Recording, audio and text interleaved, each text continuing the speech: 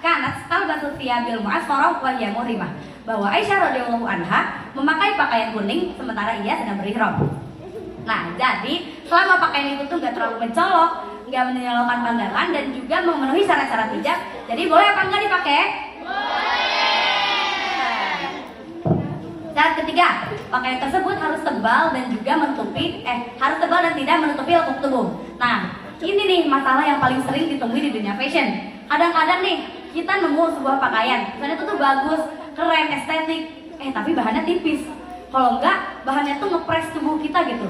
Tapi karena keren, kita tuh jadi maksain diri pengen tetap pakai. Akhirnya kita beli, terus kita pakai, terus kita jalan-jalan keluar, and then kita dilihat nih sama cowok-cowok yang bukan mahram kita. Jadi itu kita dapat dosa nggak sih kira-kira? Jadi itu outfit yang diridhoi apa tidak diridhoi?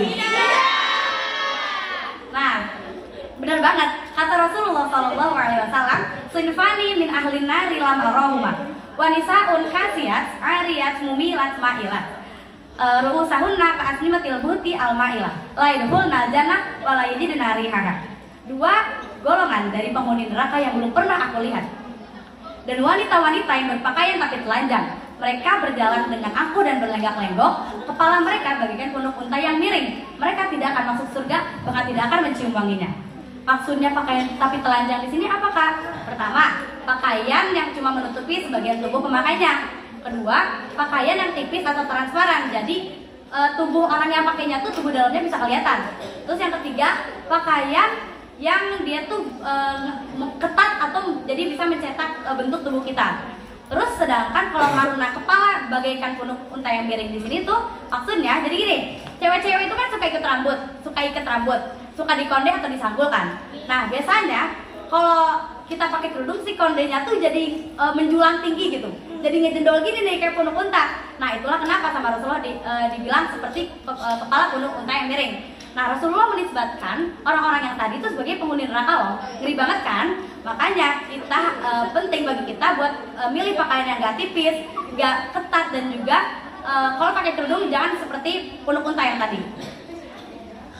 Terus syarat keempat, pakaian tidak boleh diperciki wewangian yang berlebihan. Nih, sebagai cewek kita tuh pasti kan pengen tuh tampil tuh fashionable, seger, wangi gitu kan. Tapi ternyata terlalu wangi juga nggak boleh sama syariat. Karena kata Abu Musa al-Asy'ari dari Rasulullah SAW, ayyuham ra'atun istaqtarat amarat ala qaumin fahiya zaniyah. Wanita mana saja yang memakai wewangian lalu ia keluar menemui satu kaum agar mereka mencium wanginya, maka ia adalah wanita pezina. Tuh, ngeri banget. Cuma gara-gara pakai parfum berlebihan jadi over wangi, kita jadi dinisbatkan sebagai wanita pezina. Nah, makanya kita jangan terlalu wangi ya kalau pakai parfum, jangan over gitu. Nah, syarat selanjutnya, syarat kelima, pakaian tidak boleh menyerupai laki-laki. Nih, mungkin kita sering nemu outfit buat cowok yang keren kalau dipakai. Contoh, kemeja atau celana pendek atau topi atau kaos pendek. Nah, itu tuh kita jadi tergiur buat pakai karena menurut kita kayaknya bakal keren deh pakai ini.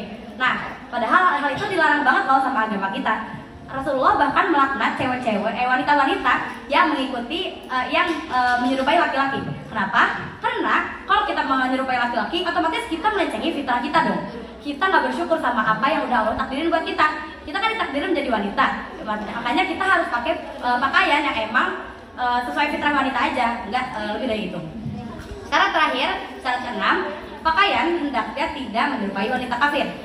Nah, di zaman sekarang ini kan banyak ya.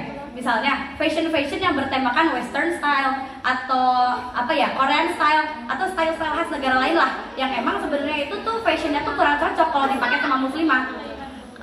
Entah karena emang muka aurat atau emang karena nggak cocok aja kalau dipakai sama muslimah seperti kita. Nah tapi masih banyak juga loh dari muslimah yang mereka tuh tetap maksain diri ingin ikutan tren-tren fashion ini. Akhirnya mereka tabrak norma-norma agamanya, mereka tetap deh pakai baju yang seperti wanita kafir ini. Kira-kira ini boleh nggak sih? Ya, benar, karena dengan kita memakai pakaian yang seperti suatu kaum, artinya kita mencintai budayanya. Kalau kita cinta sama budayanya, otomatis kita itu bagian dari kaum itu.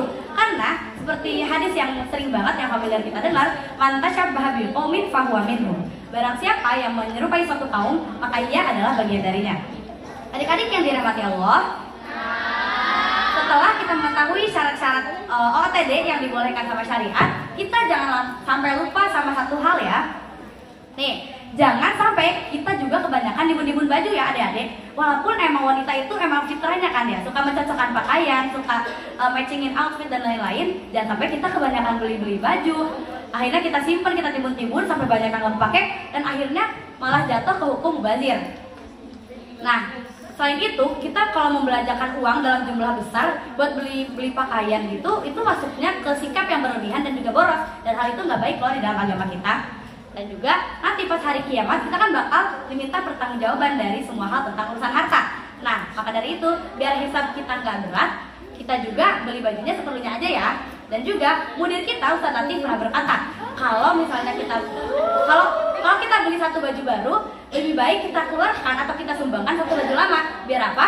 Biar baju lama kita tuh bisa jadi manfaat buat orang lain, dan juga kita bisa dapat pahala jariah dari baju itu, dan juga hisab kita jadinya nggak berat. Nah, adik-adik yang dirahmati Allah,